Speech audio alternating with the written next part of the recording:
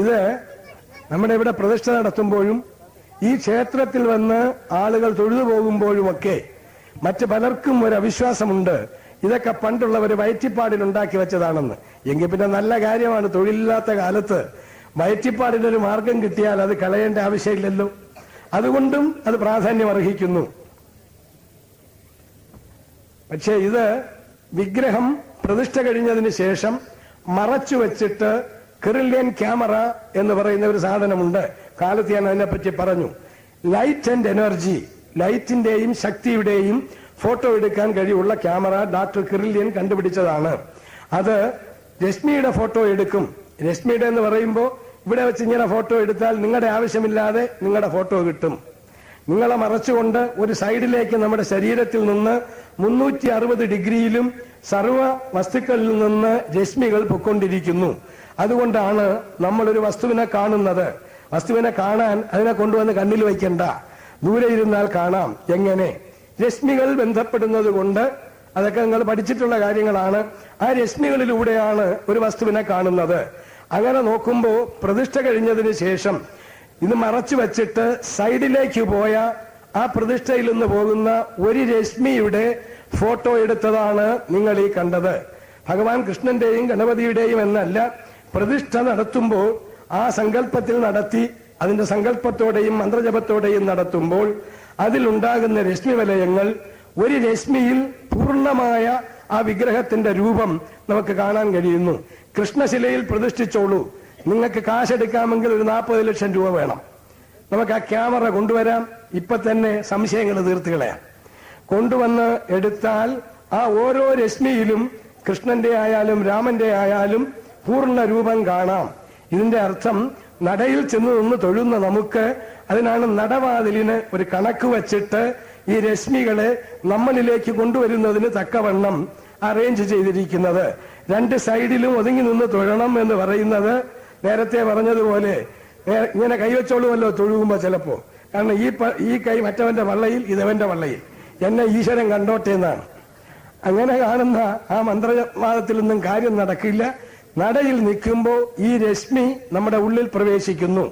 ഉള്ളിൽ പ്രവേശിച്ചാൽ മഹാരോഗങ്ങളെ നശിപ്പിക്കുന്നതിന് കഴിവുണ്ടെന്ന് ഫിലാഡൽഫിയയിലെ ടെമ്പിൾ യൂണിവേഴ്സിറ്റി ഇത് വെച്ച് തെളിയിച്ചു കഴിഞ്ഞു.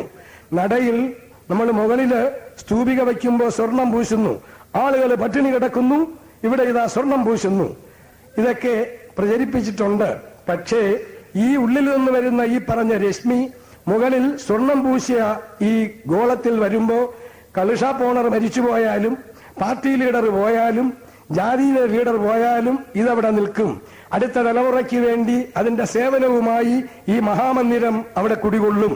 ഉള്ളിൽ നിന്ന് വരുന്ന ഈ രശ്മി സ്വർണം പൂശിയ സ്തൂപികയിൽ തട്ടുമ്പോൾ അതീവ ശക്തിയായി അവിടെ നിന്ന് റിഫ്ലക്ട് ചെയ്തിട്ട് സാധാരണ ക്ഷേത്രങ്ങളിൽ, വലിയ ക്ഷേത്രങ്ങളിൽ നടയിൽ ഈ ഇതുണ്ട്, കൊടിമരമുണ്ട്. ആ കൊടിമരത്തിന്റെ മുകളിൽ ഇപ്പൊ ഭഗവാനെ സംബന്ധിക്കുന്ന കൊടിമരമാണെങ്കിൽ ഇവിടെ കൃഷ്ണന്റെ പ്രതിഷ്ഠയ്ക്ക് മുന്നിൽ വരുന്ന കൊടിമരത്തിന്റെ മുകളിൽ വരേണ്ടത് ആ ചാരിയറ്റ് അല്ലെങ്കിൽ വാഹനം എന്ന് പറയുന്ന ഗരുഡനാണ്.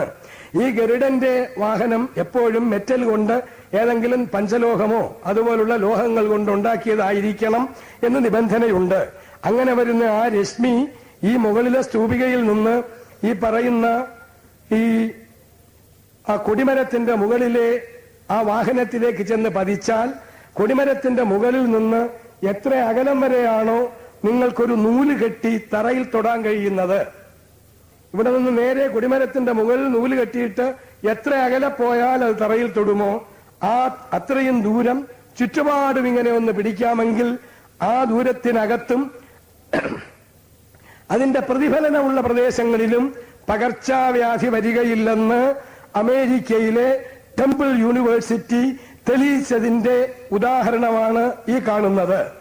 നടയിൽ നിന്ന് തൊഴുമ്പോ ഇവിടെ കുളമുണ്ടോ എന്ന് എനിക്ക് അറിഞ്ഞുകൂടാ. ഉണ്ടോ? ഇല്ല, പലയിടത്തും ഇല്ല. ഇപ്പൊ എന്താ ഇത് പഞ്ചായത്ത് കുളമായിപ്പോയി, പഞ്ചായത്തേ കുളം. ഇപ്പൊ പിന്നെ പഞ്ചായത്ത് കുളത്തിന്റെ കാര്യം പറയാനില്ല. കാരണം നികത്തുന്നു, ഷോപ്പിംഗ് കോംപ്ലക്സ് ഉണ്ടാക്കുന്നു, വിട്ടി കൂശ്മാണ്ഡങ്ങൾ, ഇതെന്താണെന്ന് അറിഞ്ഞുകൂടാതെ ചെയ്യുന്നു. ഈ കുളം വച്ചിരിക്കുന്നതിന്റെ ഉദ്ദേശം, ഞാൻ ഈ നിങ്ങളെ കാണിച്ച ഈ രൂപം രശ്മി വലയങ്ങളിലൂടെ കടന്നു വരുമ്പോ ചൂടുപിടിച്ച ശരീരത്തിൽ നിന്ന് അത് തിരികെ കണ്ണാടിയിൽ ലൈറ്റ് അടിച്ചതുപോലെ റിഫ്ലക്ട് ചെയ്ത് തിരികെ പോകുന്നു. നമുക്ക് പ്രയോജനം വരുന്നില്ല. അതുകൊണ്ടാണ് രോഗശമനത്തിന് മേൽപ്പത്തൂർ ഭട്ടതിരി വരെ രോഗശമനത്തിന് കാലത്തെ കുളി കഴിഞ്ഞ് ഈറൻ വസ്ത്രവും ഉടിച്ച് ഗുരുവായൂരിരുന്ന് തപസ്സനുഷ്ഠിച്ചത്. ആ ഈറൻ ഉടുത്തുകൊണ്ടിരിക്കുമ്പോൾ, ഈറൻ വസ്ത്രവുമായി പ്രവേശിക്കുമ്പോൾ നമ്മുടെ ശരീരത്തിലേക്ക് നിങ്ങൾ ഈ കണ്ട രശ്മികൾ കടന്നു ചെല്ലുന്നു. അങ്ങനെ കടന്നു ചെന്നാൽ രോഗാണുക്കളെ നശിപ്പിക്കുന്നതിനുള്ള കഴിവ് അതിനുണ്ടെന്ന് നമ്മുടെ അപ്പൂപ്പൻ പറഞ്ഞാൽ വിശ്വസിക്കേണ്ട. നമുക്ക് അതിൽ വലിയ വിശ്വാസമില്ലല്ലോ. കാരണം പരിഷ്കാരം ഇവിടെ നിന്ന് തുടങ്ങിയതല്ലെന്നാണ് വിചാരം.